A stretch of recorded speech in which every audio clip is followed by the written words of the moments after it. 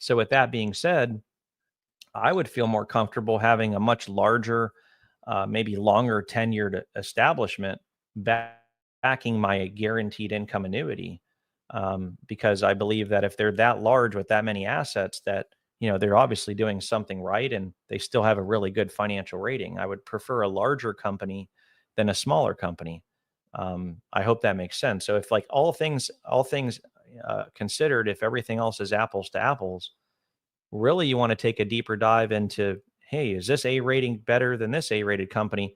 Well, to find out, you want to know what size, how big are they from an assets under management perspective. And the other thing that we find, and I just did this exercise before we got on this recording, is you also want to learn what the capital surplus is of the company. So these insurance companies are required to have reserves, significant reserves, and just capital surplus. And we were comparing an A minus in this case to an A plus. And in my mind, I was like, well, the A plus is going to have to have probably better surplus capital than the A minus. And actually, it was the complete opposite. The A minus had just under 5% in capital surplus, and ended up being like 3.5 billion with a B dollars in capital surplus. And then that A plus rated company, it only had a 3.9% capital surplus, but it was still pretty large, the amount of money. But comparison analysis in terms of just percentage of capital surplus according to the assets and the liabilities, the A minus was better. And that actually won that client over to help them make a decision towards leaning that way, because they were already going that direction, because that income annuity actually provided more, just slightly more income. It also offered some other contractual guarantees, which we're going to cover in this episode, which the other company did not. So, ultimately it's about helping you make a more confident decision. And we do that by analysis. And these are the things that we look at. Yeah, taking a little bit more of a step into that letter rating is important to us. It doesn't always mean that's the end all be all answer. So we're going to go a little bit further in that assessment. Exactly. Yeah, go ahead. I'm sorry. No, I was just going to say, that's pretty much it with the ratings. It's pretty simple.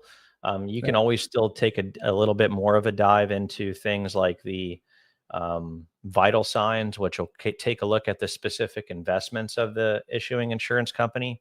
It'll look at their bond portfolio composition. It'll tell us things like their non-performing assets and like what that percentage is of their overall portfolio. So there's a lot of things that we can look at to help you make a really, really good decision, and not just a really good decision, but one that you're confident in. That's ultimately our mission, is to help you make a better annuity buying decision. And it has to be a confident one. And the only way to do it confidently is to have education and transparency to know how to evaluate it to make that decision.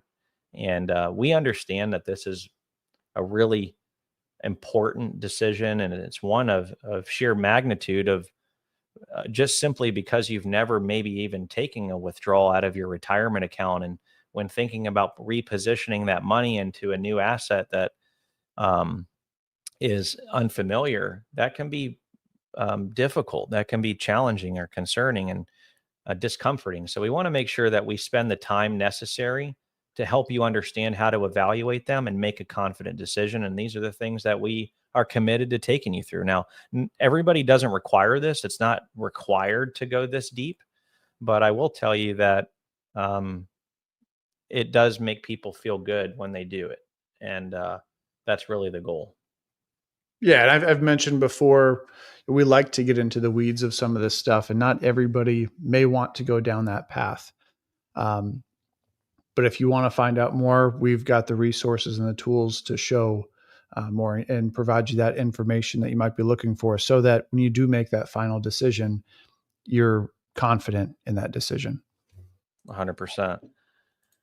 All right, so let's pull up the checkboard now again, and we're going to go into the third one, which is a biggie here, Zach. It's one that I feel is maybe the most under-discussed or misunderstood element of this inspection process, and that's the index crediting potential. And I know that people might be out there hearing that and saying, well, what does that matter? If this is an income play and all we want is guaranteed income, why in the world would we care about the index crediting potential if it's not tied to the income?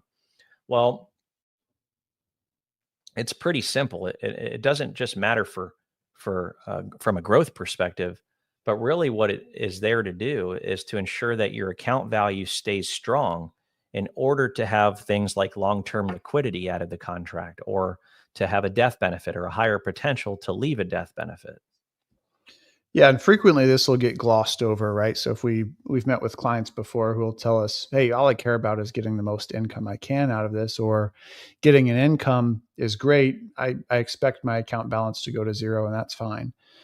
But if we've got a way that we can optimize this and use the tool for what it's intended for, then let's use it, right? So we've got this index crediting strategy that we can use, and I'll tell you, I would say over 90% of the clients that we work with, they just miss out on this. They don't, prior to coming to us and talking to us, they haven't fully grasped and understood how the index crediting strategies can really assist.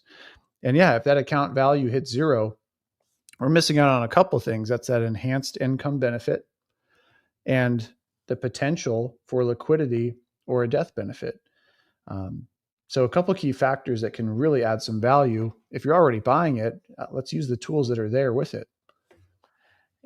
Yeah, exactly. And that's really where it's key to understand is that most of those benefits, like enhanced income benefits, and most of these contracts, and I would say that about 98% of the income annuity marketplace that, markets that they offer an enhanced income benefit rider, which is used to help increase the income amount in the event that you have a long-term care benefit. Mhm. Um, 98% of the contracts are going to have a fine print clause within those contracts that stipulates that if the account value is depleted to zero, then that enhanced income benefit is null and void. So, in other words, if that account value isn't sustained long term and it runs out of money, while your guaranteed income will continue to pay you because that's in the contract, the enhanced income benefit, which is essentially a multiplier on that original guaranteed amount, in most cases it doubles to help pay any increases in your cost to cover long-term care. That benefit goes away. And what I find, and it's almost embarrassing to say this because it really puts a black eye on our industry, but most annuity advisors or agents out there aren't even aware of that fine print. And Mhm. they come into the meetings like talking about this incredible enhanced income benefit and how it's going to double the amount of income if you have long-term care, and they almost like use it as like a Swiss Army knife, where they're just pitching it as like a long-term care solution almost in addition to the retirement income. And in 98% of the products, that's never going to happen. That's never going to be available. But there are a few, if you're working with an expert, they can show you and educate you on which ones have a contractual guarantee on that benefit. But we're going to talk about that here in just a moment. But in this segment, the index crediting potential is essential to helping you secure that enhanced income benefit long term. Most people are going to need long-term care in their latter years of their retirement. And in a lot of the annuities that have this benefit, the index crediting potential is so lackluster that the probability of that account value being above zero and at the age that they need it the most, it's very unlikely. The probability is very unlikely that it'll ever be available. So it's definitely something that you want to be aware of.